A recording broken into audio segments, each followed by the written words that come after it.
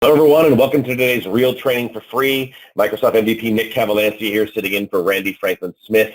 Today's topic is really kind of a unique opportunity, I think, to look at a ransomware attack from two perspectives, actually in real time. It's going to be very kind of interesting here, that being sort of the attacker's perspective and the security analyst's perspective, using the Wizard Spider ransomware gang's methods of attack. I'm really kind of excited about this one. Typically, things are very academic and exercise, and as you're going to see a little later on when we have this live demo from the folks over at Immersive Labs, you're going to watch one of them acting the attacker, and he's going to be consistently ahead of the security analyst who is just frantically trying to keep up and figure out what's going on next. It'll be a very interesting sort of opportunity to look and get a sense of what's the bad guy doing, what's the good guy trying to accomplish, all at the same time in real time. It's sort of a SOC analyst looking at an alert and then trying to follow along and figure out what we do next and what's the scope of the attack, what's actually happened thus far, and so on. And the Wizard Spider gang has actually been around for a number of years. They've been responsible for a large number of attacks, mostly like healthcare as an example in recent years. And I think they really serve as a really good example today to demonstrate some of the tactics that are used by just about every ransomware gang. And I'm going to try and paint a picture a little bit using the MITRE ATT&CK framework. You can see the breadth and depth of the types of tactics, techniques, and procedures that they're using. It's, literally all across the board on the MITRE ATT&CK framework. And it sort of presents itself as sort of a fascinating look into seeing how very much just one cybercriminal gang is doing just to execute on an attack, and how they're trying to obfuscate and avoid detection and all that kind of stuff here. So, as always, our Real Training for Free is sponsored. Today it's sponsored by the folks over at Immersive Labs. I do, of course, want to go ahead and introduce you guys both to Kev Breen. If you've been on any of our webcasts with Immersive Labs before, you've heard Kev Breen is the Director of Cyber Threat Research over at Immersive Labs. And joining him today is also Alex Seymour. He's Lead Threat Researcher. So Kev, Alex, thanks for joining me, and thanks for making today's Real Training for Free possible. Thanks for having us. Like you said, we're going to be doing a lot of live stuff today. So first of all, a short prayer to the demo gods, just to hope everything goes as well as it can. Because this is none of this is pre-recorded. This is all really live. Alex is going to be playing wizards and spiders. I'm going to be playing the hero, sanctifying the network, and we'll see where it goes. We will see. Maybe you're just going to scream Leroy Jenkins and just run into the room and go crazy. We'll see what happens there. As always, a couple housekeeping tips here. Today's Real Training for Free is being recorded. You'll be sent a link to the recording in a few days, so have access to that as well. I do have the Q&A box open here in front of me. So as we're doing this webcast today, if you've got questions, you've got a comment, a thought, an anecdote, anything you care to share, stick those in the Q&A box. As always, we try to interject your thoughts into the discussions and the conversations that are being had on the webcast live. And then, of course, if there's something that maybe contextually we sort of passed on and I can't interject it, or maybe just a question that's better kind of fitting for the end of the webcast, we'll, of course, have a formal Q&A time at the very end as well. So we're going to start by, I'm just going to kind of cover a quick primer on Wizard Spider and the gang, and talk a little bit about how their attacks function, how they kind of work a little bit here. I want to take a look briefly at the tools and tactics that they're using. You'll see there's a real nice mixture of living off the land, of sort of known quote-unquote hacker tools, meaning either whether they're tools designed specifically for hackers or the tools that are designed for good that are used for evil, and then the ransomware that they're using as well.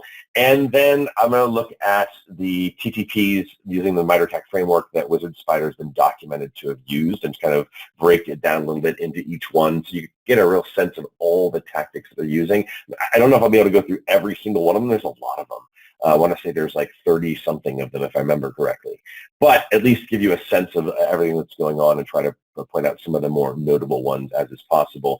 And then Kev and Alex, as always, if you've got some commentary, some color you'd like to provide, I may even throw a question your way, but please feel free to interject during my slide portion. I know, Kev, we've done a bunch of these together, and I always love your commentary. You have a very interesting perspective. Those of you that have never been on a webcast with Kev, before. He really loves this stuff. He's the guy that has all kinds of devices in his house to create honeypots and try to get attackers to literally attack his home network just so he can see what's going on. He really, really loves this stuff. So this is what gets me really jazzed up, because it means it's going to be a great presentation for you all here. So I'm going to jump in and talk a little bit about Wizard Spider. This is a gang that runs out of Russia somewhere, and as of course most of you know, if not all of you hopefully know at this point, Russia's laws say you can run a ransomware gang and be doing cybercrime all you want as long as you don't attack Russian citizens. They don't care. And so it's a perfect opportunity for those folks there. They started actually a couple of years back in 2016. They were mostly focused on basically on financial organizations, and they were utilizing TrickBot, which is a password collector, a banking Trojan, collecting all that information so they could really use that and then create some kind of fraud, whether it's impersonation or doing something along those lines as well. And that was kind of where they started. And it's sort of fascinating to me always, because we tend to think of these gangs still in these terms of like, the guy in the hoodie hunched over his keyboard at 3 a.m. on a Saturday night. And it's not. These are businesses. And often businesses pivot. And they pivot their focus. They pivot their customer base. They pivot what the kind of products they're going to be pushing.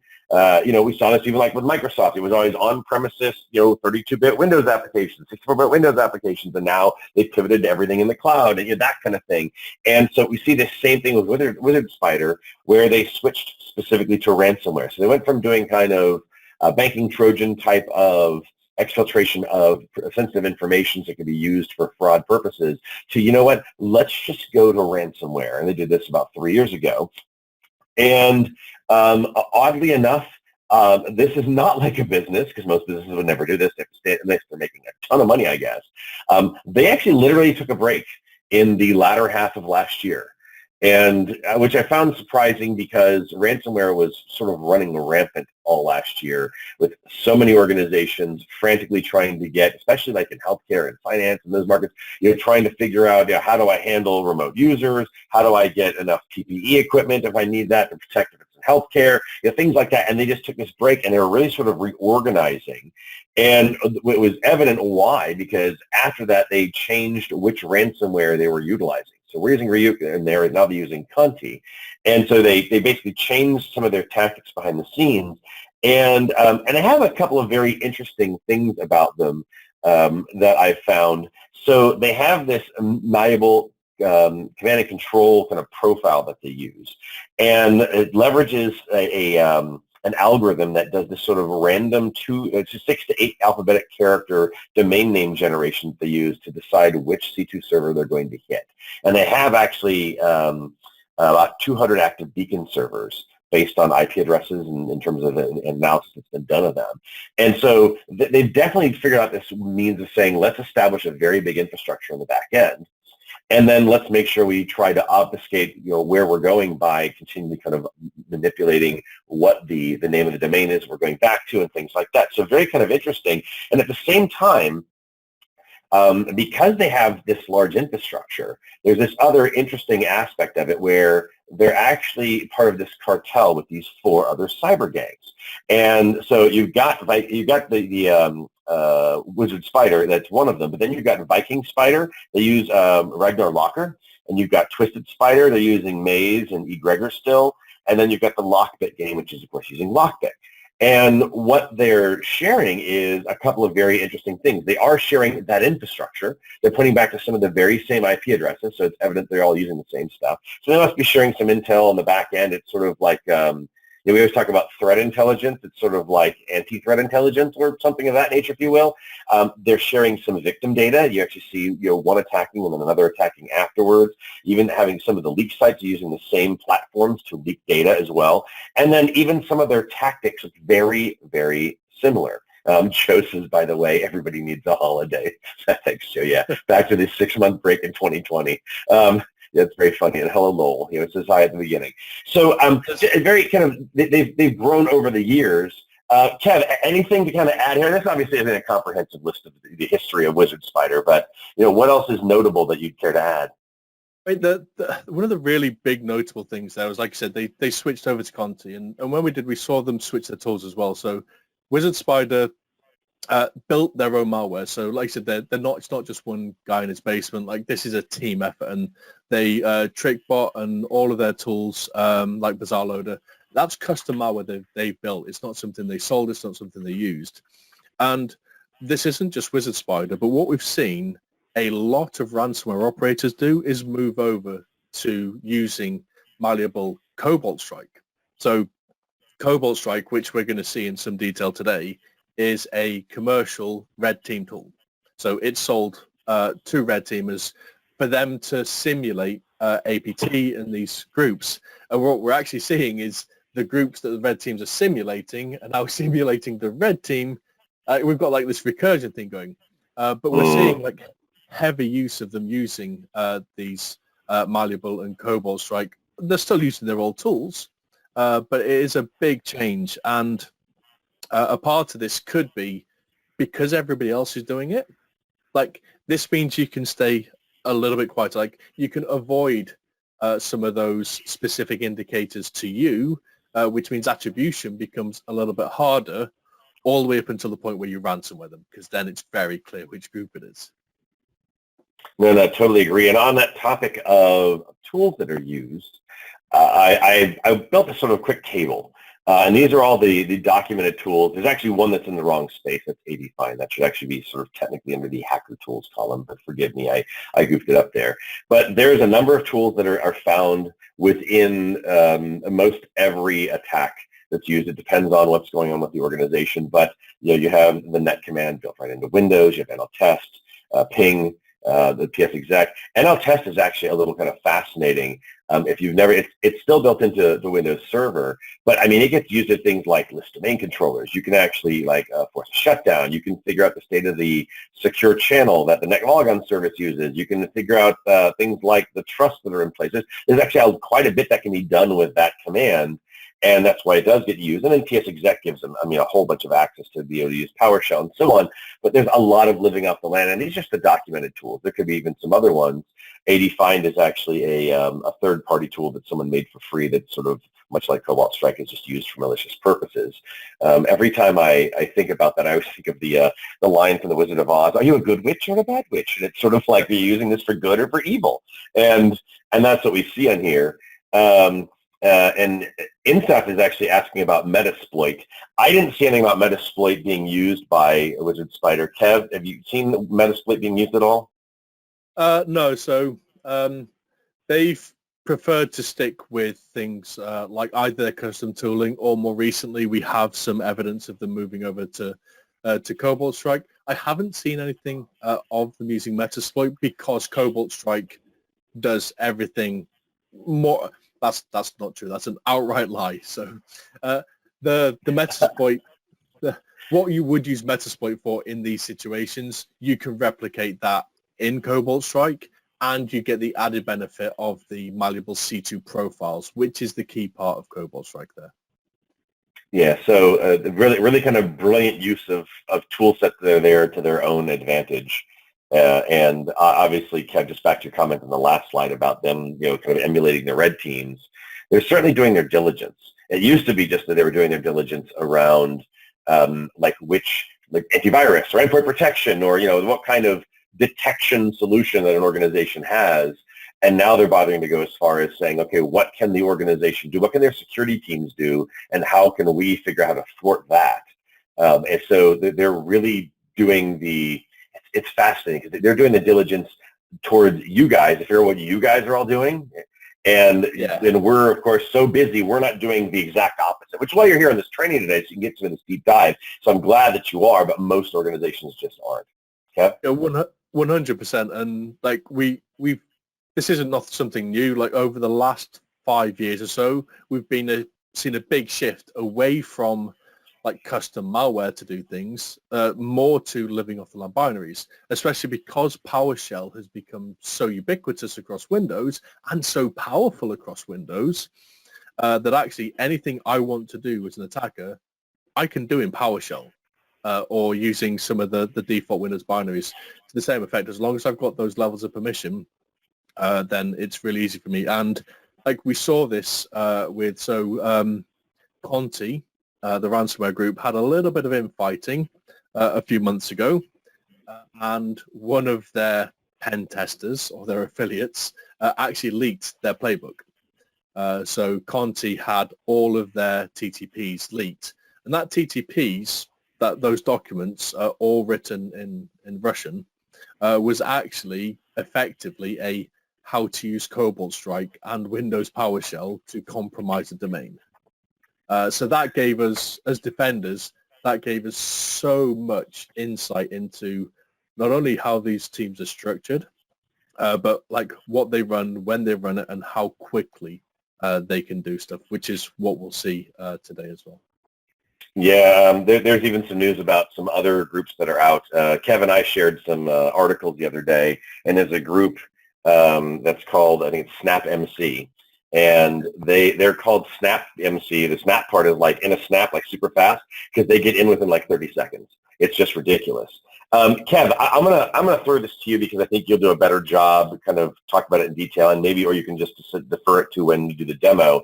But David's asking about explaining Cobalt Strike's part in attacks, and is that something you could either cover later, or do you want to cover it a little bit now, or what would be most appropriate based on what you guys are going to show?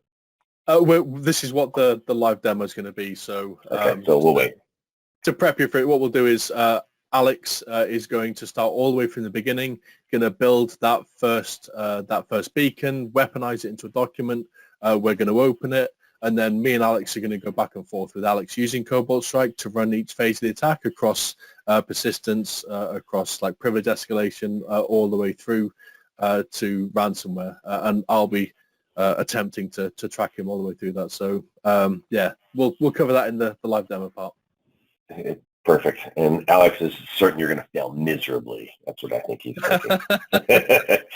There's no way you're going to keep up with me. All right, so mapping this to the MITRE ATT&CK framework, if you've been on any of my webcasts, you know I'm a big fan of this. I think we need to be adhering to frameworks one way or the other so that we all can kind of agree on how we're going to be doing things. And while the MITRE ATT&CK framework isn't a framework that says, here's what you secure, or here's how you should secure it, or like, for example, NIST has a bunch of frameworks, and they've done some great jobs. Like the cybersecurity framework from NIST is fantastic. It bridges and pulls together a number of different sources, and you have this sort of general sense of here's what you need to do. MITRE ATT&CK framework is just a totally different methodology here of instead, this is your insight into what are the bad guys doing.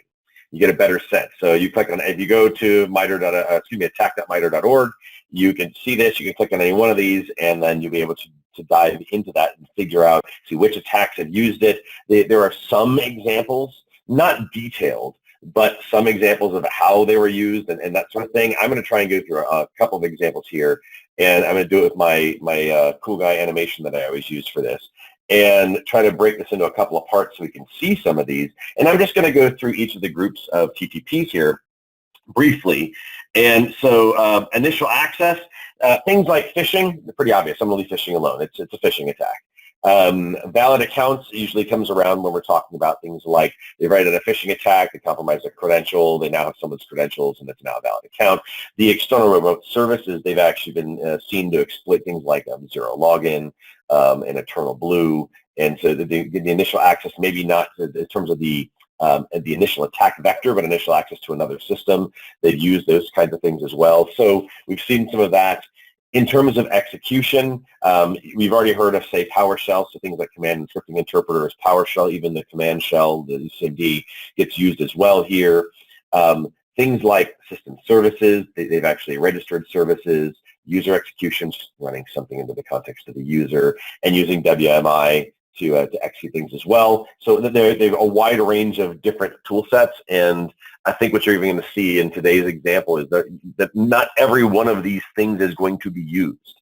And that's what makes it kind of interesting. It's really more about the fact that the Wizard Spider folks have a bunch of different sort of tool possibilities in their arsenal, in their quiver, and then based on the circumstance, they will go ahead and do whatever's necessary. And the example that I love to use is if they were to go with initial access on the endpoint, and I'm going to kind of jump ahead because really it's sort of more like privilege escalation, but let's say they got a foothold, they were able to get local admin rights, they did some cats kind of thing, scraping the RAM, and they found an account that is actually a domain admin account for the entire Windows domain. They don't need to do a lot of all this other work normally, this rigmarole of trying to how to figure out how to hack access, Active Directory and then finally give themselves persistence. And they might just go, we have all the access we need, let's just go to town. And so there's a lot of times they don't need to. It's all kind of, they have tool sets lying in wait in case they need it. In the case of things like persistence, for the boot and log on auto start type of stuff for persistence, they've been seen to do things like putting in the registry using the run portion of the Windows registry, putting in files there in the startup folder. They've modified WinLogon DLL helper reg settings. I mean, it's a number of things that have been used in order to make sure that should a system reboot, they still have access to it. Same thing with creating and modifying system processes. They've been seen to do some of that as well with TrickBot, gets installed as a service as an example here. Same thing with scheduled task jobs, just sort of thinking along the lines of, let me schedule something to rerun again. It's another way of establishing persistence. And I have my question box in the block in the bottom there. Yep, invalid account at the bottom. I couldn't see that. And so just another example of utilizing an existing account to maintain persistence. And then for privilege escalation, it usually comes to things like process injection, which is a way of letting something run basically bore out an existing process. The example I love to use, this is actually not for privilege escalation, but just as an example, is you take a benign process like, let's say, Notepad, that's running in memory already. And they'll bore this out and they'll actually inject their own code into that spot in memory. Why? So that if it does something, when the application runs and says, let me do something malicious, there is not this, oh my gosh, I don't know what that process is. Instead, it's this known process. And so from a perspective of, probably before we had endpoint protection solutions that are looking more at behavior, like why are they spinning up a PowerShell from Notepad? That makes no sense. So that kind of thing. But in sort of an older days, many moons ago, the idea would be process inject, so that way you could put malicious code into a benign process that wouldn't trigger, and it's sort of more obfuscation than anything. But now privilege escalation, it's more about, let me inject something into a process that already is running in a higher, a privileged context.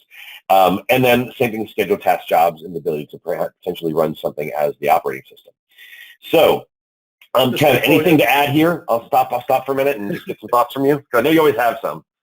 Yeah, I was going to say, so you said something that's really key earlier on. You say, like, so at some point, if they manage to get domain credentials, they stop worrying about everything else and they go hot right there. And that's a really interesting thing. So like when we talk about APT, like nation state advanced persistent threats, we talk about dwell time. We talk about dwell time in hundreds of days. So they want to get in, they want to stay quiet, they want to stay stealthy, they want to steal your IP, like get data and have that constantly going out. When it comes to more financially motivated groups like Wizard Spider, like every other ransomware group out there, like that dwell time comes down to hours rather than days. What they're looking for is quick in, break the system, gain persistence so I can get back in, and then just start dropping ransomware. Like I want to get stuff out, I want to be like quick, I want to hit you before you even realize that something's happened. So it's really changed like how we have to defend networks because we'll see later on, like we're immediately on the back foot. They're always going to have first move advantage, and the fact that they can operate, and we'll see today, like we could have ransomware in under an hour running across a full domain. That's terrifying, and MITRE is doing a great job of helping us protect against that. I would agree. It's just like any other business. You know, if those of you in the audience, if you were selling a widget, it doesn't matter what the widget is, but you're selling a widget, you'd far rather just walk up to someone and go, "Want to buy a widget?" They go, "Yes." Then have to talk to like 150 people until finally one person says yes. And it's very much the same thing. The analogy here is back to what Kev just said. What we're finding with a lot of these cyber criminal groups is they will, unless they're trying to target a specific organization. If this is more opportunistic, mind you, they might find they're able to get initial access to an organization, not one they targeted, just an organization, or opportunistically. And it goes back to what Kev said. If they find that it's a super easy sell, if you will, meaning it's a super easy accessible network, then we're going to go and attack it. And if it's more like no, you really only have this low-level access, you're going to have to sit around and maybe do some keystroke recording and then figure out and it's going to take weeks or months. You don't forget that. I'm just going to sell the access to somebody else, and I'm going to go hit the next company. And that's somebody else's problem because I'll make a little money doing that. It's a business model, and it becomes just a numbers game. Really, it's how many customers, I'm doing air quotes here in my office, but how many customers can they hit? And then the easy sells are the ones they sell, and the tough sells, the ones that just don't get the access to, the 146-day dwell time kind of thing. No, we'll move on because it's not worth it. Unless, again, they're trying to target an organization because they think there's going to be a big paycheck on the other end. Kev, you agree? 100%. Yeah, absolutely. All right, very cool. So I'm going to move on with, again, my cool guy animation. Over to another section here of the MITRE ATT&CK framework, and thinking about defense evasion. So this is more about things like obfuscation and that kind of thing here.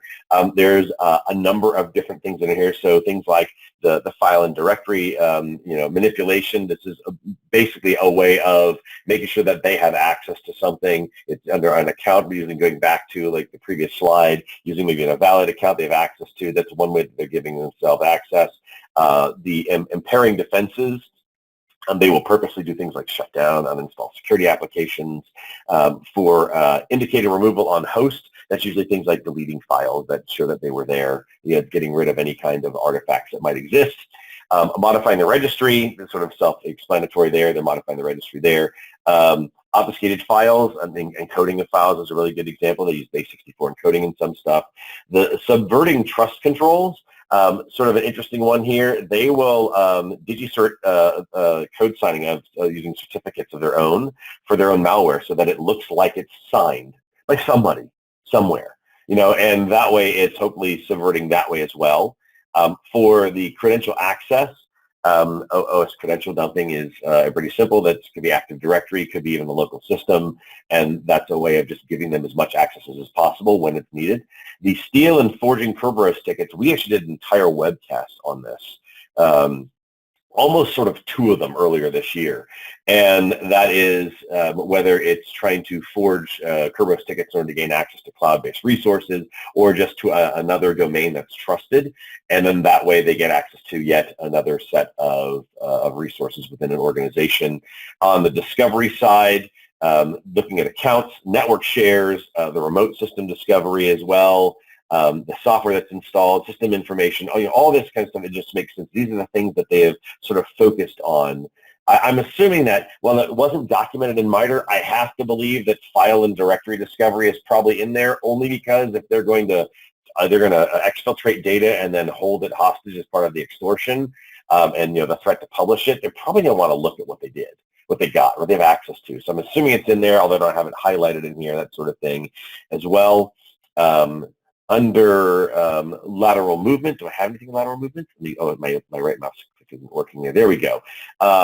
The lateral tool transfer there as well, that's actually moving tools across from one system that's been compromised to another. And remote services, of course, just giving them access to another system, whether it's RDP or maybe using PSExec and creating a PowerShell session on a remote system. On collection, it's interesting, the data stage, they actually will they collect and they stage all the credentials that they figured out there, the network enumeration information, and they use that and actually pass that back over a C2 channel. And then that's part of the application layer protocol that's in command and control there, which is what I just sort of mentioned, where they're actually using HTTP for some of their web access and passing some of this data back as well. Kev, anything to add on this slide? Again, there's a lot here, and I know I'm covering a bunch of stuff, but we only have so much time here, so I'm kind of going fast through it. But any commentary on any of this? Yeah, I mean, like we'll show some of this when we do the live thing, but like when we talk about these techniques they're using, like just throw it back to like they're not writing custom malware to do this; they're using the Windows native binaries, and actually Microsoft TechNet is their malware guide at this point. There's a document Microsoft put out, I'm going to say it's probably 5 years ago. And it was like this 188-page guide on how to secure a Windows network. Active Directory, Windows servers, Windows endpoints, the whole thing, trusts. And I used to go, and Kev, I should do this more for the audience, but I used to, whenever I'd speak in groups of people, in person, I would ask by show of hands, how many of you have read that? And I never had. I think in like probably doing that presentation and talking about that little bit probably 10, 15 times, like one person ever. And if any of you have ever read that, I forget the name of the document. If you read it, put it in the Q&A box. I just want to know if you've read it. And I would always end up after I would say, when no one's raising their hands, to go, you know who has read it? And then they just instantly know where I'm going, which is all the bad guys, because it's literally, to your point, Kev, it's like the manual, like these are all the things that are vulnerable. Go figure out how to attack that, because no one's read that guide to secure that stuff. So it's insecure. So those are your entry points. Go. And I'm not saying Microsoft's at fault or anything, but it's just sort of we're a result of our own lack of trying to secure the environment. And my guess is for most of you, I feel for you, because I know that you've got so many things you're doing, so many initiatives. It's not like, Nick, who has the time? Yeah, I know. I know. Nobody has the time to go do all that and read all that and figure that out. But I don't know what the name. Brendan's asking me, what's the name of the Windows that's secured 180-page guide? I don't know. I can't remember what the name of it is. But I remember it's 188 pages. All I can remember. It's been years. I do apologize. I don't have an eidetic memory. Maybe Kev does, but I don't know if you ever heard about that guide. So let's go over the last two portions of the MITRE ATT&CK framework, just exfiltration and impact here. With the exfiltration, you've got going over an alternate protocol, and that's using, like, they use FTP to transfer victim information as an example. And then the going over a C2 channel, that's been, like I mentioned on the last slide, the domain creds, the network enumeration data, that goes over the C2 channel as well. And then the last thing here with impact, they've marked, service stop. Obviously, interestingly enough, they don't have data encrypted for impact listed as an actual impact. It should be, because they're ransomware.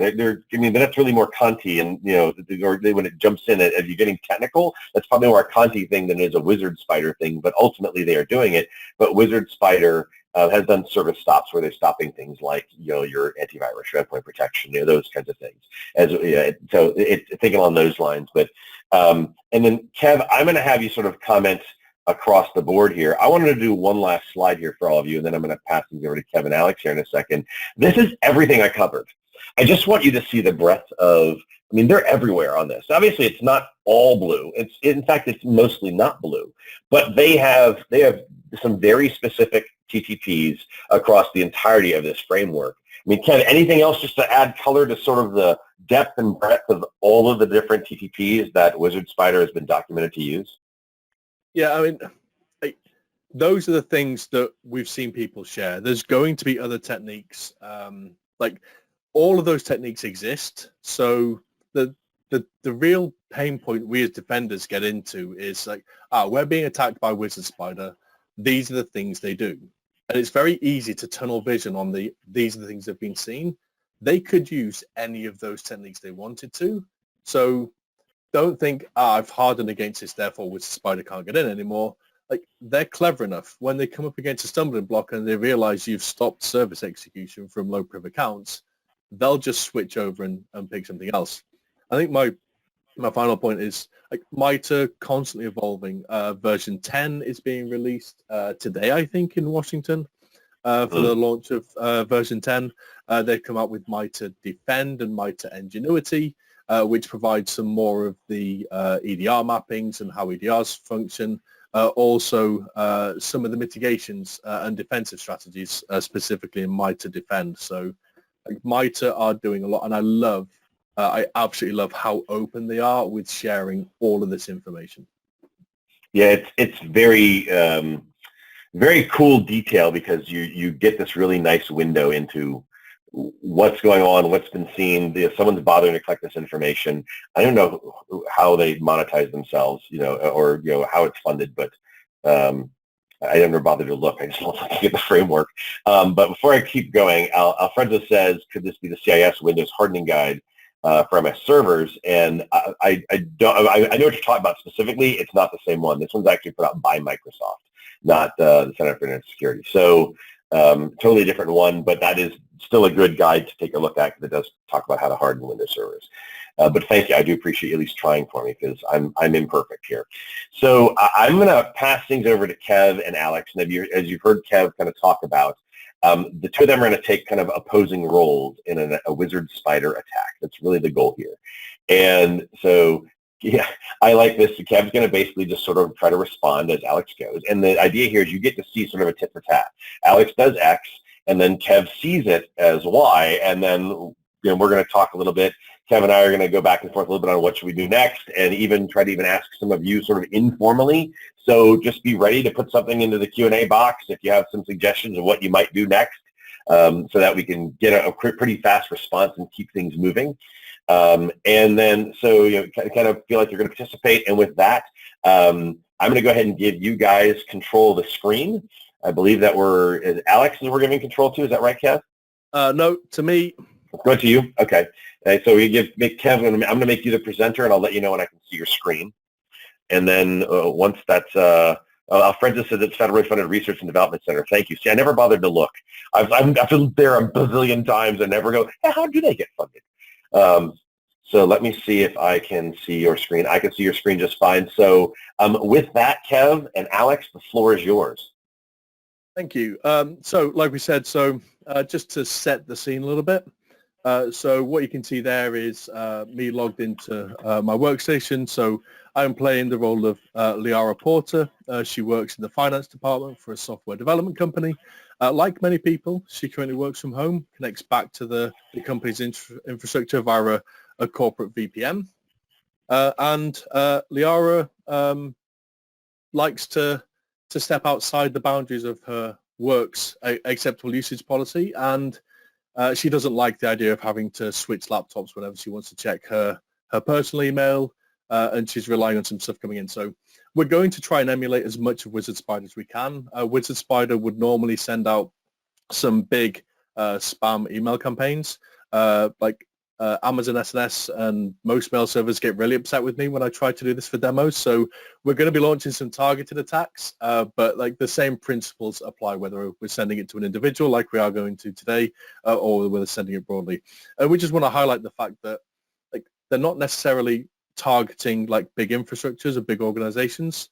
Like people move jobs and move roles and still talk to each other. So you could find that you get compromised, not because your organization was targeted, but because your users may be doing things like opening personal emails on their devices. So that's setting the context for a bit. And the first thing we're going to do, and I probably should have prepared this a bit better, is we're going to go and have a look with Alex. And Alex is going to be constructing a weaponized document for us. But just bear with me a second while I open the correct window.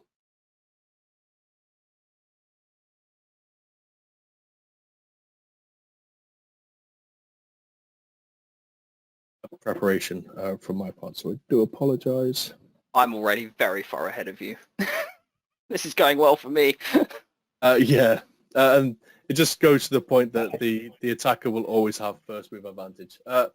Right, so what we have here is we're just watching Alex's screen. So Alex is preparing a Microsoft Word document, and what we're going to be using is a traditional macro exploit, which is all the rage today, has been all the rage for the last 2 decades.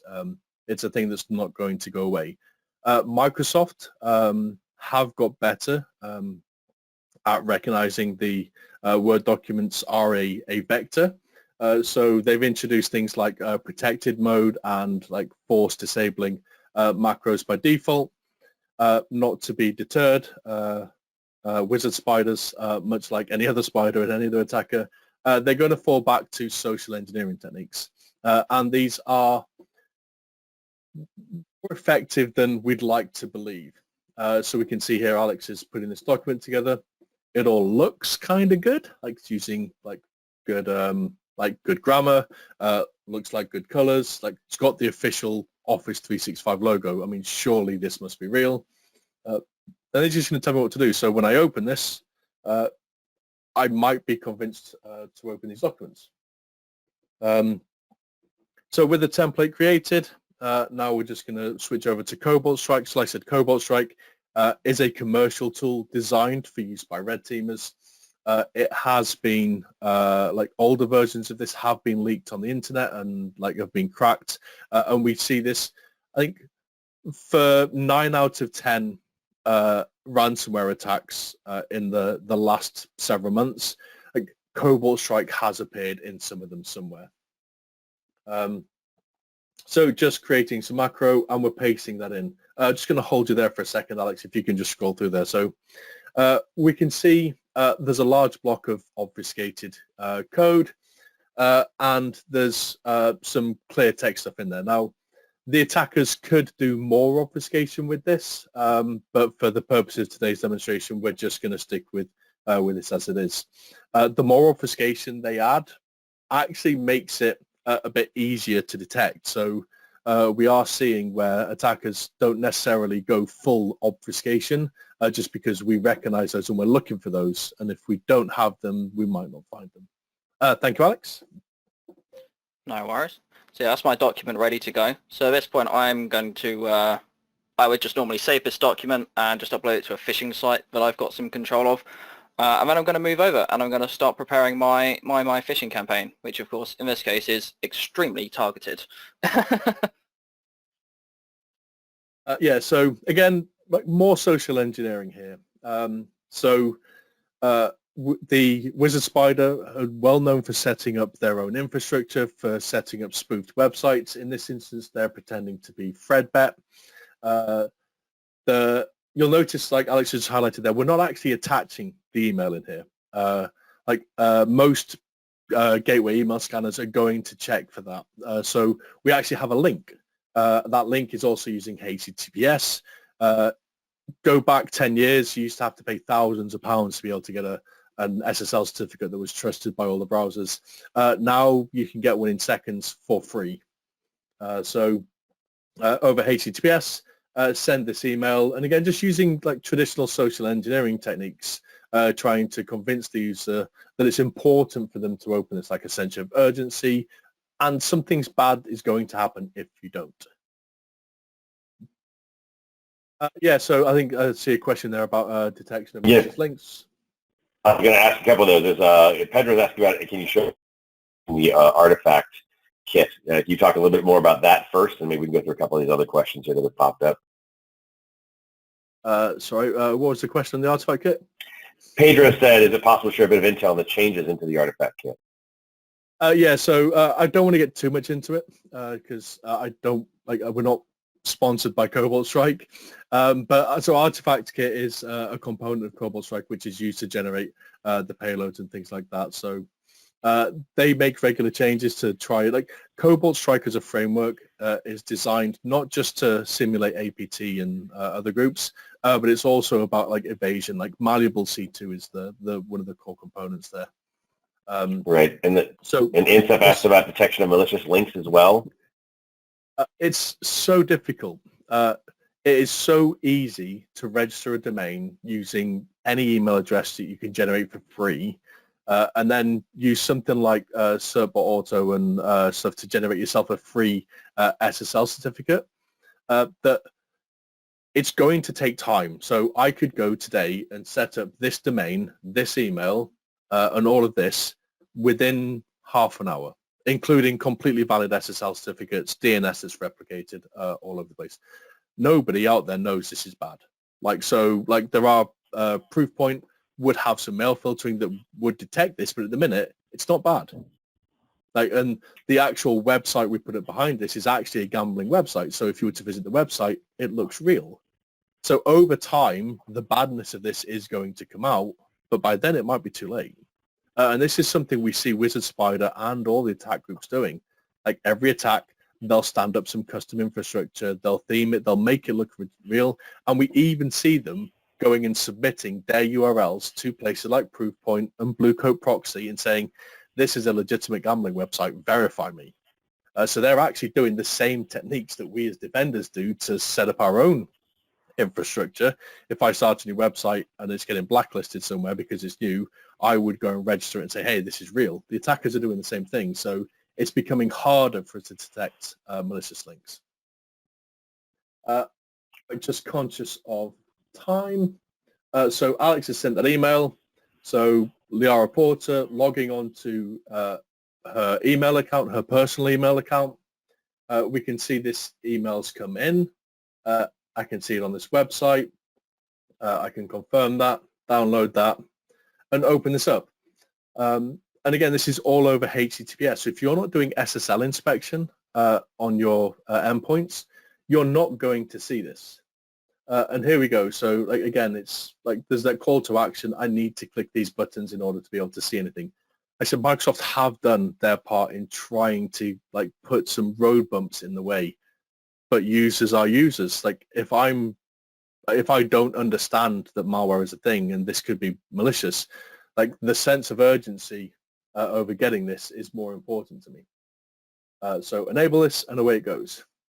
And to answer the question there, like, you'd like to think that endpoint detection would likely block that. And if you've got the latest state-of-the-art EDR and the attackers haven't gone all the way through to do as much as they can, yes, you're probably going to detect this. But there's a reason the attackers and every group still uses phishing attacks with something like a weaponized macro document, because it works. I'd love to say that every endpoint should be able to detect this, but sadly, the attackers are always innovating and finding new obfuscation techniques, new way of bypassing defenders come a long way in the last few years, but sadly, it is still fairly easy to bypass. So from Liara's perspective, this document hasn't done a lot, so I might be tempted to reach out to the email address in there. Hopefully I would report this, but in reality, I'm probably just going to close that down and think nothing more of it. Switching over to Alex's view, and we can see that we now have the first beacon connecting in. So we have this attack. This attack has now landed, and we are connecting out to the infrastructure. So just going to hand over to Alex. So Alex, what are you doing on this machine right now? Well, now I've got my initial beacon. My first steps is some basic enumeration, so I want to know what I'm on, who I am, what I can do, and what I can see. So far, I've managed to identify that on this particular machine there is a mounted file share, which is on a remote connected to a remote file server. I've had a closer look at that particular IP address to see if there's more shares, and I found another share called Build Tools, which I've mounted myself to have a look at. And I found this support admin setup.exe file, which looks quite interesting. It sounds like it might be some sort of custom software being used by this particular target. So I've downloaded a copy of that, and I'm going to start having a bit of a closer look at it. Let's stick with Alex on this journey then. So most people think that reverse engineering is a skill for the defender, for the malware analysts. But as we see here, like most organizations will have custom tooling, and the attackers will still need the ability to be able to reverse engineer some of that stuff as well. So, I mean, so just having a quick look at this, like what is this doing, Alex? So it's a small little C# application that we've managed to recover here.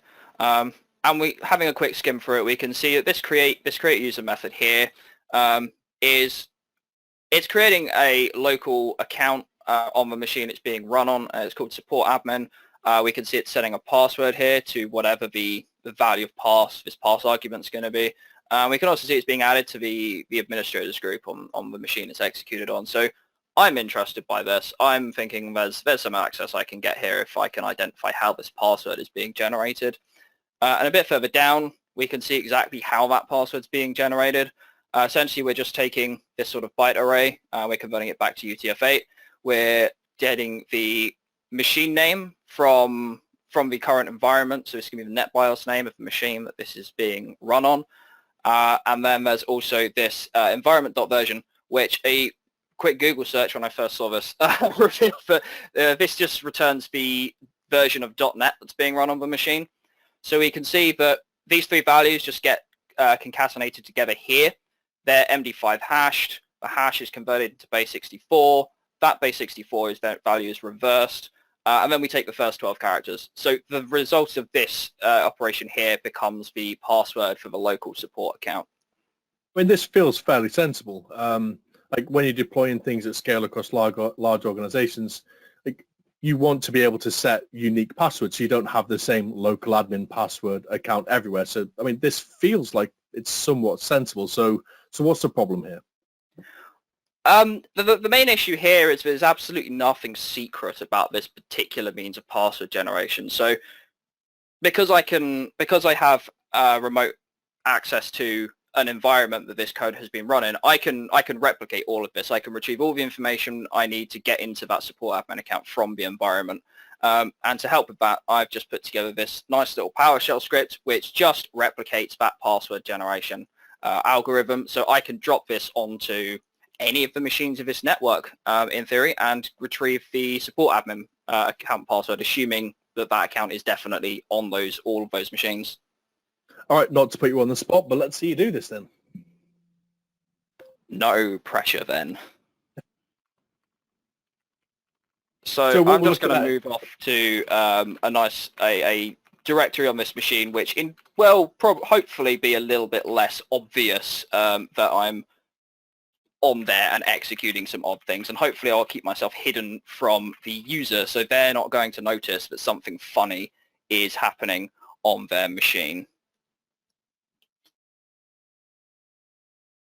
So one of the powerful features of Cobalt Strike is that like it runs a central server. So like when we talk about blue teaming and red team, which is what we're effectively doing here, like it's incredibly powerful to have a red team come and do this kind of engagement. And then as a defender, if I didn't find you, then coming here and looking at Cobalt Strike, looking at the logging it's got, looking at all of the things that Alex is actually doing, I can now take, this is what you did here. This is the time we did it. Let me go to the logs, find that specific artifact, and then see how I can generalize that into a threat hunting rule.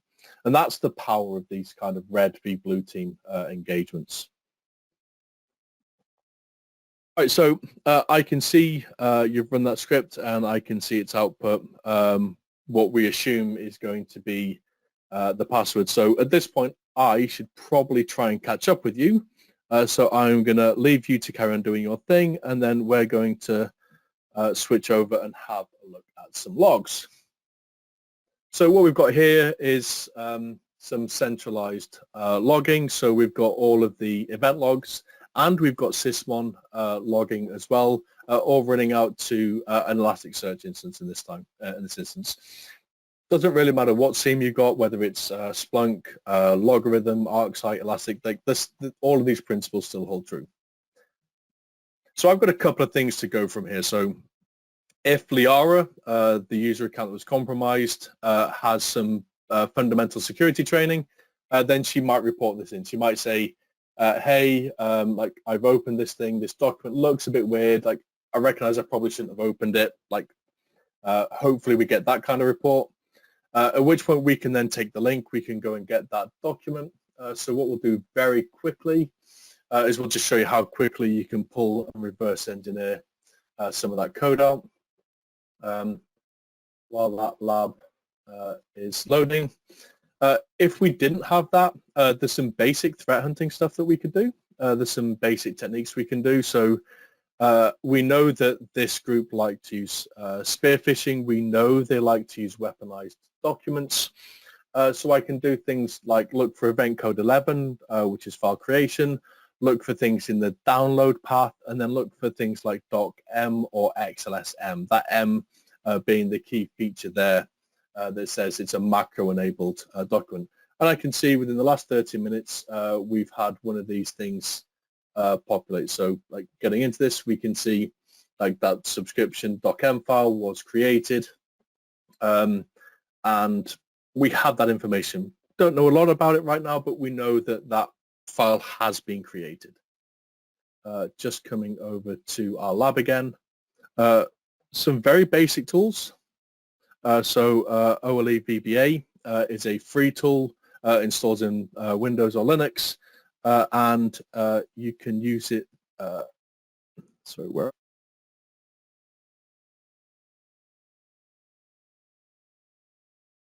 When we downloaded this document, it actually generated a subtly different name for us as well. So that's more of that evasion technique that we're seeing, where they're randomizing things like the name.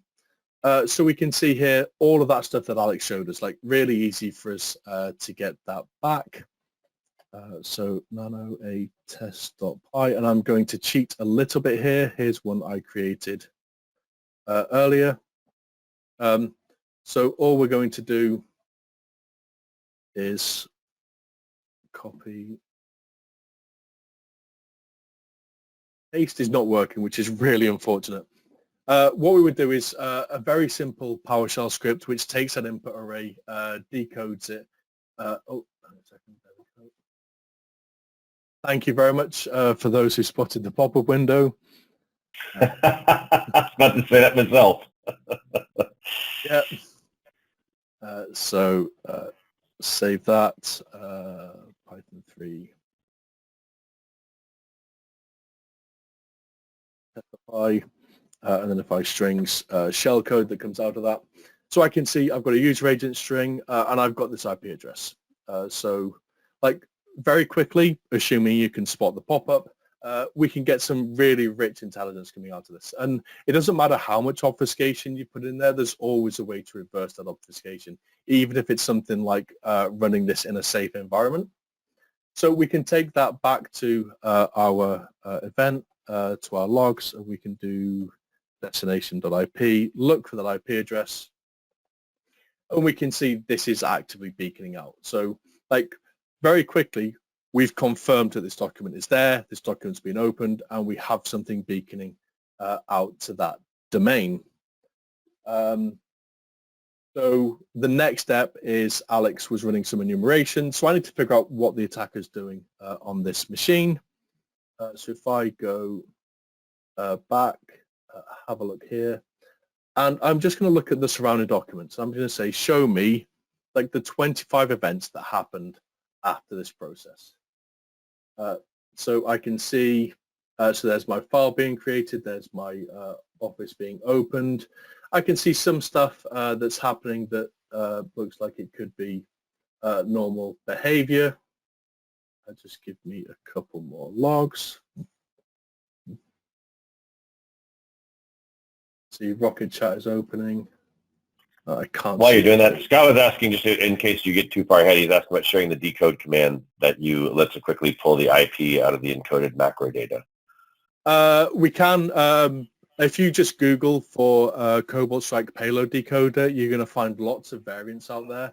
It's a well-known thing and technique. So here we can see, shortly afterwards, we can see that run DLL is being popped, and we saw that thing was in our log. So what we can do now is we can take this process, we can go back to our discover page and look for process.parent and say, so we know that run DLL was spawned by Office in itself, something that almost every EDR should detect. So if I now look for this parent process and just add things like the parent command line, very quickly I can see what Alex has been doing. So that group admin domains like netuse, ipconfig, all of this stuff that they're using on Box. So this is, like we see, these aren't custom malware. This is just native Windows commands. Right at the top here, I can see something that looks a little bit weird. So this is an encoded command, PowerShell. So one of my all-time favorite tools, CyberChef, and from Base64, and I can see that support admin password, PS1. And this brings me nicely onto the question that I've just seen pop in. So does it make sense to block that IP at the firewall ASAP? You're absolutely right. So Nick, my challenge to you. So you're a SOC analyst. You've spotted this. You've got this far in logs. Do you have the authority to be able to add an IP address to your firewall block lists? I'm going to guess that I don't. I'm thinking I'm an analyst. I'm supposed to report on what I find, and I pass it on to somebody. I might even be an outsourced SOC analyst, and I have to work with the internal IT team, and they have to work with the the firewall team, and more complex than that is my guess from most organizations. And then there's also the question of you could block it, but then do they already have a way to work around that anyways? And I'm not saying like it's futile, resistance is futile. That's not what I mean, but just, you have something that you can grab onto now and you can monitor. And you and I have talked about this even when you do your own honeypotting and stuff. Do we want them to still stay on there so you can figure out, or you just want to block it if that was the final thing that's going to actually stop this attack, is to block that one IP, then yeah, I would do everything in my power to get that done, whether I had the authority or not. But if it's not necessarily going to stop it, are you actually hindering your own investigation because you now have lost your view into what's going on as well? As a sort of talking more rhetorically, but that's a long-winded answer for more than you wanted, but that's where my head is. Yeah, and I'm interested to everybody out there as well. Like, if you have the authority to add this, like, I'd be really interested for you to ping it in there. I think somebody came in and said that like a lot of EDRs will give you this ability as well. Like, absolutely true. Like, most EDRs, you can quarantine it. The difficulty there, especially when we did this setup, like, we are a remote worker. So if I was to network quarantine the device, have I now just cut myself off from it? So I can no longer do forensics on it. So like, there's a lot of interesting stuff there. And this is a single IP address, but like you mentioned earlier on, Nick, like, we don't traditionally see them just using IP addresses. We see them use domain generation algorithms, 200 different IP addresses, which they could spin up at a moment's notice. So yeah, this is what I mean. Like, we're always on the back foot to the attacker. And then to your point, which I think Wills has said as well, if we have an MSSP, like, depending on my SLA, it could be 30, 45 minutes before I've even got the email from them to say, hey, you've got a suspicious document on your estate. Go and block this IP address. And I'm just going to switch back to Alex. I'm just going to take a look at our Cobalt Strike. And in the time that we've been talking about making this decision, Alex is already system on this machine. So I'm going to throw this back to Alex. So I found your enumeration. You are clearly still several steps ahead of me. So like, just walk me through what you've done here. Cool. Yeah. So while you've been chatting, what I've done, I've managed to access this support admin account by dropping the PowerShell script we saw earlier onto this machine and running it to recover the password. From that, I gained a medium integrity context, which I then, because it's a local admin user, I was able to elevate reasonably quickly up to a high privilege context. High integrity context, sorry. And then from there, I escalated back up to like a full local system account. So I've got lots and lots of lovely access to this machine now. And yeah, as you're sort of alluding to, my next focus is how do I persist my connection? What if this machine goes bye-bye? Yeah, and like, so again, like, the power of running these kind of red team versus blue team, that traditional, like what we call purple teaming event now. So just by looking at the output here, looking at the commands Alex is running and looking at the responses, I can see there's some artifacts in here that I can go and search for. And in this instance, some of these are already well known, like Cobalt Strike and the way it uses pipes and name pipes is known. But all of those things can be configured and subtly changed, so some of those static detections might not work. So playing through these, finding exactly how this stuff works, and then being able to go, all right, so I can see this, let me take this over to the logs, do a live search and see that in real time, like working more collaboratively rather than Alex just compromising me while I try and keep up with him. Incredibly powerful. And I think that's what we really want to get across today, is that like your blue team knowing how your red team operates is vital, and you can only really get that from this kind of level of engagement. So sticking with Alex just a little bit longer. So like we said, and people are saying it here, like if this machine gets cut off, if this machine gets terminated, like persistence is the thing we need, either on box or across the network. So what was your first step in persistence here, Alex? Well, my first step is persistence on this machine as a starting point. So what I've done is I've uploaded a new executable file which contains a beacon, which I've placed in the system32 directory because I am system, so I can write to that freely. And then I've made a registry change, so I've modified the user init key in the WinLogon, and basically what's going to happen is anytime anyone authenticates to this machine now, I'm going to get a new beacon back. So even if we kill off all the processes that I've currently got access to, as soon as someone logs back in, I'll get a new beacon.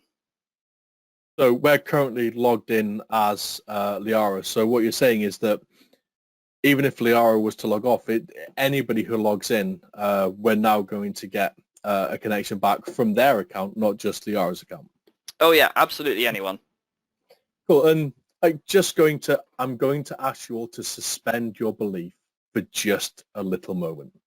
So let's assume the worst case scenario. So let's assume that this macro has been obfuscated in a way that doesn't trigger our EDR, or maybe we don't have an EDR. We're behind the lines. Maybe we don't detect this. We've got no logging or alerting. Liara is a remote worker, and if she needs some software installing, then it is entirely possible that somebody like an admin is going to have to remotely log into her account and install that software for her. This is part of that struggle we're seeing with this new shift to like hybrid working and allowing security teams and IT teams to work closer together to understanding where those weaknesses are. So what we'll do is we're just going to simulate that. So I'm going to sign out of Liara's session, and I'm going to remote in as an administrator who's going to just be installing some software. Maybe it's an automated login process that's going to run some updates. There's lots of reasons why this would happen. So I'm just going to log in with that, and this will be on screen very shortly. Appreciate you can't see anything right now.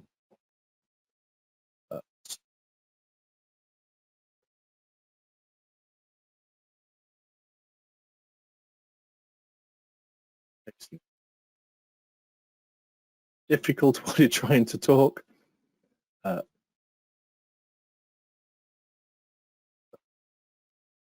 Connect him. So what we're logging in as Kendra. Kendra is one of the admins. I hope I logged into the correct account. And what we should see, and there we go. So just the act of logging in remotely has now triggered that persistence mechanism. This persistent mechanism is well known to be used by Wizard Spider. This is one of those things that Nick was talking about. This is one of those techniques listed in that MITRE attack framework. And this is one of those things that we can very easily go and search for in logs. So whilst Alex goes and abuses his newfound access, let's jump into logs. But before I jump into logs, I'm just going to see there's been some back and forth in the audience, so I'm just going to see what we've got there. So presuming you have content and alert block on suspicious activity spawning from Office, what other popular targets will be used for instant infection, PDF, HTML files, archives? All of that is true. We see the traditional Office macro documents, but we also see things like ISO files being sent, like more embedding files inside files as a way to try and avoid more traditional AVs. We see shortcut files, LNK files that actually have PowerShell one-liners inside them. So like it's not an executable file, it's not a macro document, it's just a shortcut link, and when you double-click it, it runs PowerShell. And again, is PowerShell an uncommon thing to be seen executing from a device? So there's a variety of weird and wonderful ways that attackers use to get these. And again, not all of it is just direct email. Wizard Spider have been seen sending an email. That email contains a link to a Google document. That Google document contains a link to a document hosted on a third-party already compromised site. So like just stacking up those layers, trying to make detection harder. Use local administrator passwords. LDAPs don't build your own solutions. Absolutely true. However, there is still a big disconnect between security teams and IT services. So like shifting security left and closing that down and all of those things. What is it about Defender that makes it easy to get this malicious activity past it? I will say that Microsoft Defender is actually a pretty powerful tool. However, what usually happens is if you've got your antivirus, your AV vendor usually says disable Defender because they're going conflict. So you've now got to rely on your AV being as up to date as Microsoft is. Like I think you can run that fairly easily in tandem. What else have we got in here? There's lots of stuff going on. Lots of thoughts interjected. I some of this has been contextually we've moved on, but obviously you're at least coming back to some of those. So if you see something, definitely feel free to grab out and answer it as you're doing this. But also, I'll be happy to ask some of these at the very end too. Cool. Thank you. All right. So let's just have a look for some of the specifics. And again, this reinforces that like me having this red team view, which I wouldn't normally have, means I can go and find this a little bit easier.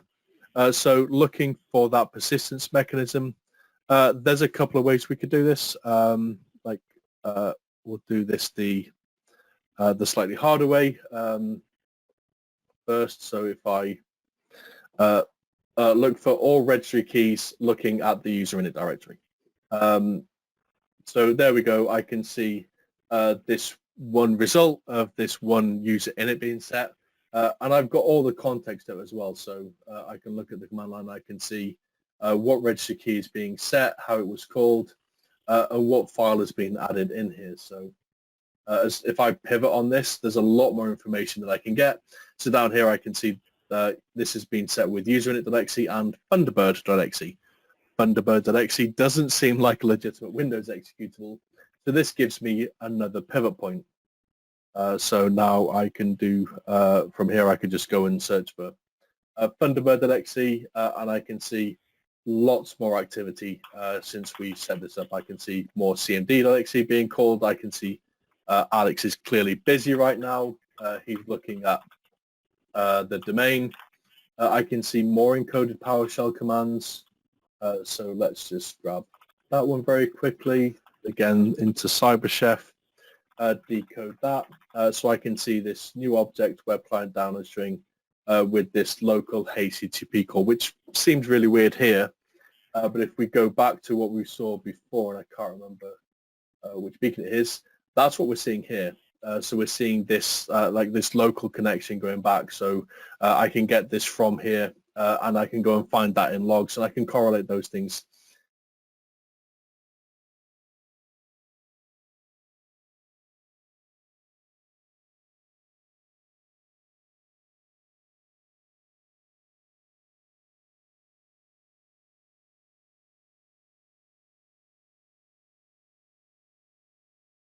Kev, I think you're muted. The audio's gone. No one's hearing anything you're saying. I don't know if it's you or not. I thought it might have just been me, but the audience is mentioning no audio. So we've lost you completely if you're saying something. Okay. Alex, can you still hear me? Yeah, I'm still here. Okay. I'm not sure where Kevin's gone. Maybe his microphone's died or something. Yeah, we'll have to see there what he's doing there. Yeah, I mean, I think roughly where he got up to from the looks of things was just going over some of the activities I've been carrying out while he's been catching up in logs. Mm-hmm. So during that whole process, I've been focusing on seeing what else I can gain access to. Now, because I had my persistence mechanism in place, when Kev went and logged back into that workstation, the original workstation, as an administrative user, I got a nice session come back to C2 under that account. And that account, luckily for me, was a domain admin. So I've now got lots and lots of access to the entire domain, which is very, very helpful. So with that access, I've identified where the domain controller is, and I've pivoted over to that machine. So I've now got access to a secondary machine, which is wonderful, and it is a domain controller, so there's lots of fun stuff on there. And since getting onto that machine, I've run a DC sync operation. So I've got, as Kev, I think is roughly where Kev got up to here. I've got a lot of I've got a lot of access to credentials. I've got a lot of usernames and hashes of everyone on the domain. And that also dumps the nice Kerberos TGT ticket granting ticket thingy. So essentially, I'm in a position now where I can access virtually anything I wanted to on the domain, and if I chose to, I could craft a golden ticket to give me even more persistent access to this domain by being able to grant myself tokens as any legitimate user that happens to be on here. I'm not sure if we've got Kev back yet or not. I think he still thinks he's talking. He's sitting at home, talking away, clicking on things, has no clue at all. So let's do this. Maybe can you answer some of the questions that would be kind of the Kev side? Would you be comfortable doing that while we're waiting for him to get back, or would you rather we wait for him? I can certainly try, but Kev is very much the expert on the defensive side of things. Well, no, I think it's more like, so there's one comment that came in, and there's actually two that we're talking about logging. And it said most orgs don't have that level of logging enabled. And I actually want to kind of turn this into a question of what do you think needs to be enabled? What kind of logging, even if it's a general answer, what things would you recommend for the audience that they have logging enabled in order to see the things that you're doing? Interesting. I guess one of the big ones, but I run into a lot is probably you can, if it's a lot of information, but PowerShell script block logging is surprisingly helpful with things like this. So PowerShell script block logging, that will just log every PowerShell script that gets run on a machine. So if I'm dropping, the PowerShell script I actually crafted myself and uploaded, if that logging is enabled on the machine, then defenders or incident responders can go and they can pull those logs and they can see exactly what that script did and exactly what it executed, even if I've removed it from the disk. So that's a pretty helpful form of logging when it comes to attackers utilizing PowerShell. And I guess I'm not really sure on just how much logging you can enable in Windows, unfortunately. As I say, Kevin's very much... No, that's okay. No, I mean, there's also the aspect of wanting to have, obviously, Active Directory logging in there so you can see if any kind of actions are taking place there. Some of this becomes really kind of tough. In fact, there was somebody that asked a question, I don't know if I still have it up here or not. It was more or less about, like, are they, or maybe it's here, this one here. Yeah, so Jamal had asked about, would Spider always go interactive on victims, or are they automated things? And I almost sort of took that question and interpreted it slightly differently to where, a lot of threat actors, whether we're talking about ransomware or we're talking about just even data breach type of threat actors, a lot of this stuff isn't interactive with the desktop. There's nothing to be seen. It's, like PS exec, and they're using a remote shell, and they're running commands on another system, and there's no, like, watching the user move a mouse or seeing something even happening that may be logged in that fashion. And that becomes part of the challenge here. And to Jamal's question about going interactive on victims, certainly, Jamal, the whole idea of ransomware is, and I know you know this, everyone knows this, but I'm just going to walk through the logic out loud, is remain in stealth as long as you don't want to be found out until the moment you have everything encrypted and you want everyone to know you've been held for ransom. Now please pay. And so they obviously don't want to be. The stealth is always key here, and it's especially when we're talking about stealth with persistence. And persistence isn't just persistence on a given endpoint. It's persistence with access to the network. So maybe having more than one endpoint that acts as a foothold. So in case one gets found out, there's another one they can still get in. There's persistence on that endpoint as well, just having access to the endpoint, being able to do something within the context of a user account. And then there's also persistence like within Active Directory. It's great. You mentioned, Alex, having, domain admin rights and be able to create, accounts and that kind of thing, because you've got the golden ticket. I like, someone, by the way, said TGT thingy, very technical. I love that. That was Very a good, technical good. terminology. Yeah, so it's the thingamabob, whatchamacallit, with the ticket thing. Right, exactly. So that's exactly the technical term for it. But being able to create multiple accounts then with elevated permissions is also now establishing persistence on like a user level. So that if one account gets found to have been misused and someone says, quick, change the password of that account, and that's one of the responses that Kev would have, well, now that's great, but there's 40 other accounts that you have. You've already, commandeered or have created on your own with the right permissions that you need, et cetera, et cetera. So it's sort of, fascinating from that perspective of just the logging that's necessary has to be thought within the terms of all of these actions that are being taken and what systems could provide any kind, like you mentioned, the PowerShell logging and that sort of thing. All of that becomes really important because that's one of the other aspect of, we need to see what's going on there. And that's the whole point here. Any thoughts, Alex? Yeah, I think in terms of, you talk about persistence a fair bit in there, and with like the being able to forge new tickets and things like that, and that's great. Modern networks are huge. They are incredibly complicated, and in the case of this network, and I actually just triggered this, but unfortunately Kev's not quite scrolled down enough to see this on the graph there. Kev is here. Kev is here. So Apologies. Did you go on a break? You went to the store? What happened to you? Yeah, I mean, it's an interesting point. Like tangential, like this is entirely my fault. Like my audio equipment has just failed on me, so I've had to dial in. But this is an actual thing that happens, especially when we find ourselves in these remote environments. If your security team is off-site, like having some contingency to get them back in the middle of an investigation, like is a key thing to test. So yeah, first apologies. I will blame Alex. I'm saying that his hack of my network has just taken me offline. I'm just that good.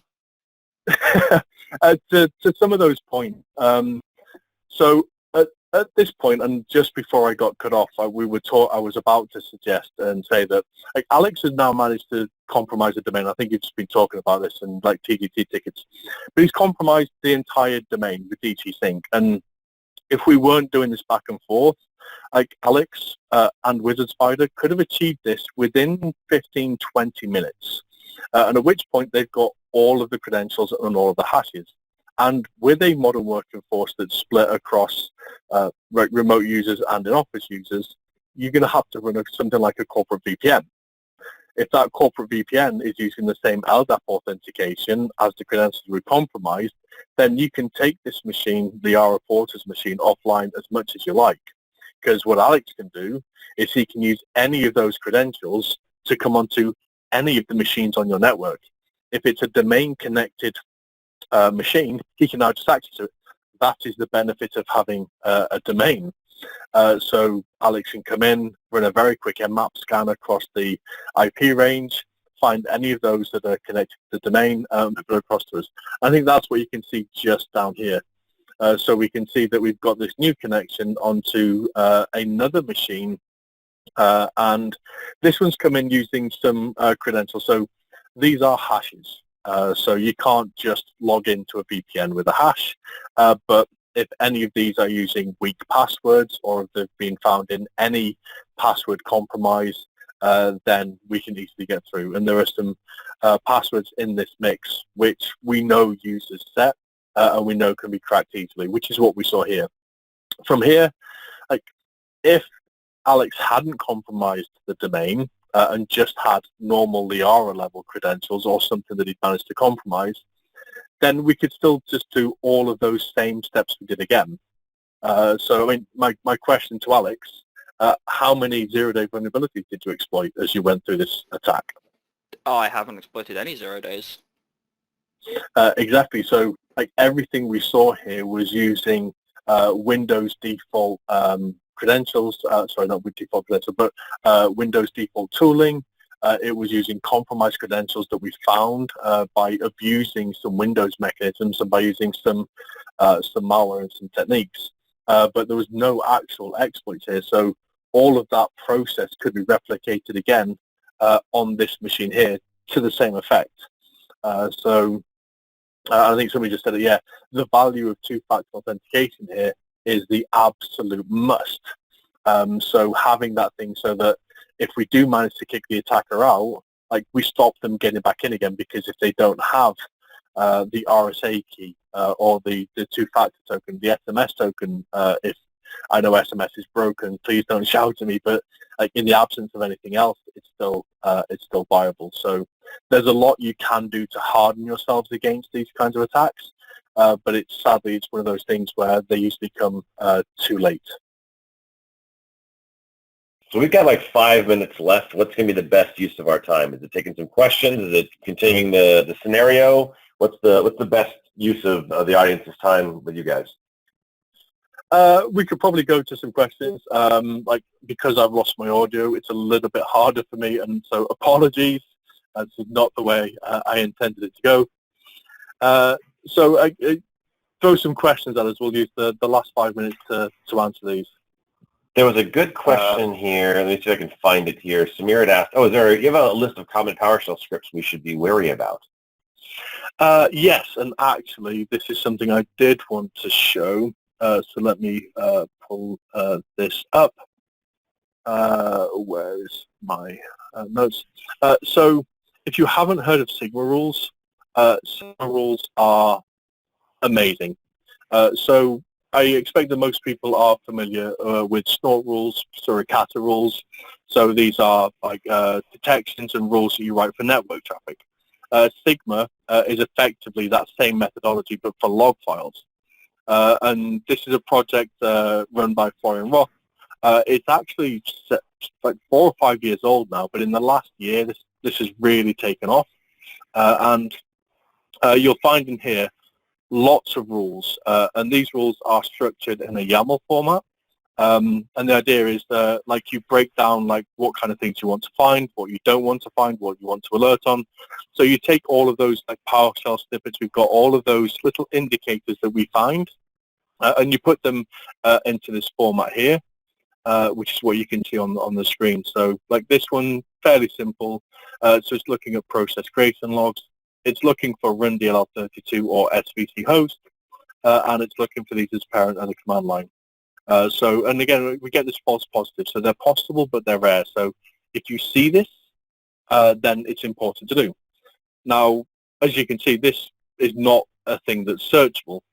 So what we can do is Sigma comes with a converter that's either a command line tool or it's there's a free web application called Uncoder. And what we can do is we can put this Sigma rule into here, and I can select which seam I'm running. So obviously we're running Elasticsearch, but if you're running ArcSight or Azure Sentinel, Carbon Black, Corelight, like all of these sims, I can just select which one I want, hit the translate button, and that's going to give me a rule that I can now go and search for. And again, if I just take this, go over to my Elasticsearch instance, just paste that rule in there, and search for that over the last hour. And here I can see all of those instances. So if I just add in the username here, so we can see this first instance, our reporter, we saw that compromised. We've seen the support admin accounts, we saw that privilege escalation, and now we're seeing the new domain admin account. There are thousands of Sigma rules that cover all of those kind of payloads and more. Like all of the, if there's a TTP that exists in the MITRE framework, there is a Sigma rule that covers it. And these are growing, these are being increasingly shared. So a really, really powerful feature. So if you're a threat hunter, what I would love people to do is to start like looking at Sigma rules. Obviously don't run every Sigma rule across your organization. You're probably going to bring your team to its knees. But grab those things, like look and see what's trending, what techniques are active by groups. Take those rules and just periodically like run across your estate. Don't just rely on your EDR to alert you. Like go hunting for these things. Like I said, the attackers always have first move advantage. And you'll find that the open source community sharing this tends to move just a little bit quicker than some of the EDR providers, especially when it comes to things like fin crime. Like APT, like your EDR vendors are going to be ahead of the curve when it comes to nation state stuff. But for most organizations, like fin crime is going to affect them more than APT. And like the open source community is typically just a little bit ahead of that curve. Like it's a thing we've seen over the last 2 years. It's like that open threat information exchange has just accelerated and exploded. That was an excellent answer to that question. I mean, far more detail than I even thought you'd cover, and that's fantastic, showing the signal rules. I think that was really helpful for the audience as well. Quick demo on that.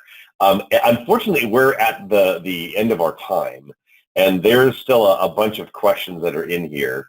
And in order to respect everybody's time, we're going to go ahead and close up shop, but someone from Immersive Labs will reach out to you and try to answer your question as best they can. Some of you had some comments I couldn't even get a chance to read in some cases, so do apologize. We try to interject those as much as possible. As you could hear us, we tried to grab as many as we could as they're coming in. You guys had some great questions and some great comments today, so we really appreciate you participating because that's what makes this thing far more tailored to meet your needs and your curiosities and help you learn, because that's what this is really supposed to be, real training for free. So we're glad that you did that. Again, if we didn't get to your question today, someone will reach out to you and try to get your question answered. Kev, Alex, on behalf of, Immersive Labs, just want to thank you guys for sponsoring today's real training for free, and thank you guys for some really good content. I mean, lots of really good detail. Obviously, the audience loved it because the response was overwhelming, so thank you both.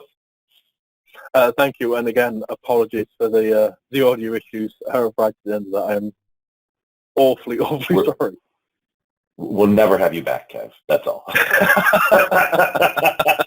all right, man. Don't worry. It happens. So with that, everyone in the audience, thanks for attending. Thanks again for your commentary and your questions. Appreciate you always coming here. Look for the email with the recording coming out this week. A lot of you asked about getting a recording link for this particular webcast. As always, will be sent out in a couple of days. So definitely be on the look for that as well. So thanks for your attention today. We appreciate you being here. This is going to conclude today's webcast, and we'll catch you guys on the next one.